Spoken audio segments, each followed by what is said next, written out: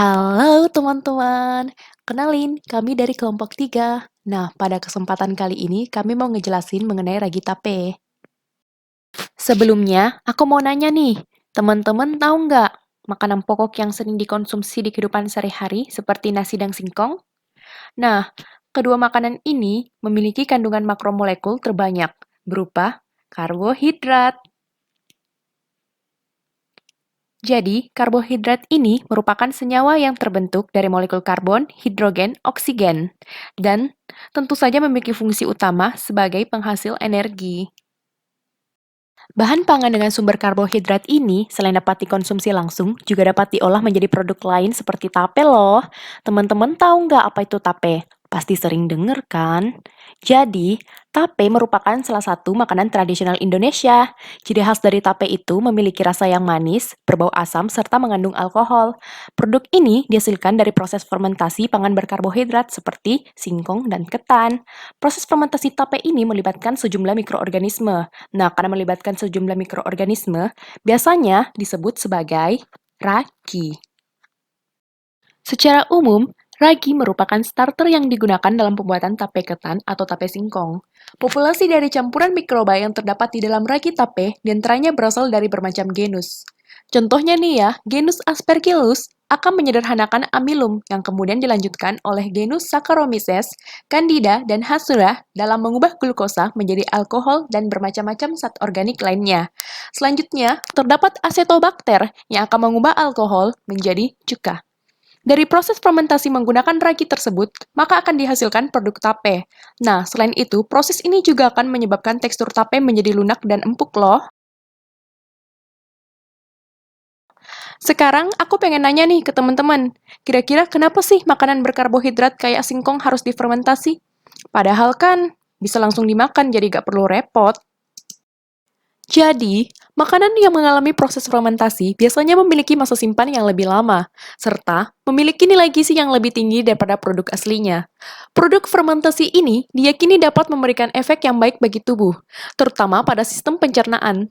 Karena dapat memberikan efek yang menyehatkan bagi tubuh, makanya aku pengen ngejelasin nih gimana cara buat ragi tape yang baik, yang nantinya akan dipakai untuk pembuatan tape. Untuk membuat ragi tape, teman-teman perlu nyiapin beberapa bahan utama, seperti ragi pasar atau isolat mikroba, bawang putih, kayu manis bubuk, dan tepung beras. Nah, sebelum menjelaskan prosedur pembuatannya, aku mau ngejelasin dulu, kenapa sih perlu digunakan bahan-bahan ini? Yang pertama adalah ragi pasar atau isolat mikroba. Penggunaan ragi pasar atau isolat mikroba dilakukan dengan tujuan untuk memperbanyak mikroorganisme yang akan berperan dalam pembuatan tape. Nah, kalau nggak pakai bahan ini, bisa-bisa raginya nggak jadi dan terus tape yang mau dibuat gagal deh. Yang kedua adalah bawang putih dan kayu manis. Biasanya, dalam pembuatan ragi tape, para produsen menggunakan bahan-bahan lain.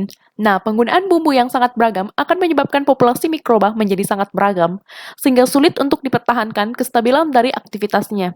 Biasanya, untuk mengatasinya, dipakai deh bawang putih atau kayu manis. Pada bawang putih, bahan ini biasanya ditambahkan dalam pembuatan ragi karena mengandung senyawa alisin yang diketahui mampu menghambat pertumbuhan bakteri. Pada kayu manis, biasanya digunakan karena bahan ini mengandung minyak atsiri sekitar 2,4% dengan zat aktif berupa eugenol. Nah, zat aktif ini dapat digunakan sebagai antibakteri. Bahan terakhir adalah tepung beras.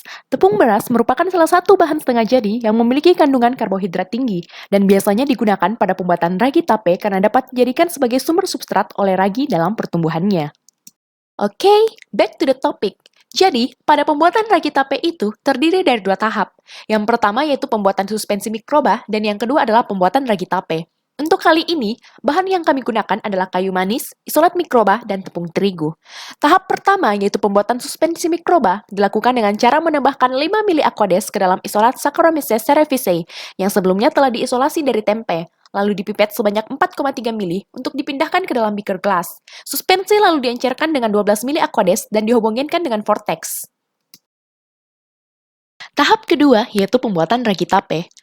Dilakukan dengan cara menimbang tepung beras sebanyak 95 gram menggunakan timbangan analitik, lalu ditambahkan dengan kayu manis sebanyak 5 gram dan suspensi mikroba 1 mili. Sampel lalu diberi aquades dan dihomogenkan hingga kalis.